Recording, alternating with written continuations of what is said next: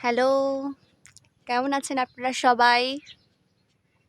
এই দেখুন কত সুন্দর লিচু ধরেছে, থোকা থোকা লিচু, একদম কাছাকাছিও আছে, নিচেও ধরেছে। এই যে, কিন্তু এই লিচুগুলো এখনো খাওয়ার উপযুক্ত হয়নি। দেখে যদিও মনে হতে পারে যে লিচুগুলো মনে হয় পেকে গেছে, আসলে কিন্তু তা না। লিচুগুলো এখনো পাকেনি। লিচুগুলো যখন পাকবে তখন তার চামড়াগুলো আরও একটু টান টান হয়ে যাবে, আর যখন একটু কালো হয়ে আসবে তখনই আমরা সবাই বুঝতে পারবো যে লিচুগুলো ভালোভাবে পোক্ত হয়েছে আর কি, যে খাওয়ার উপযুক্ত হয়েছে।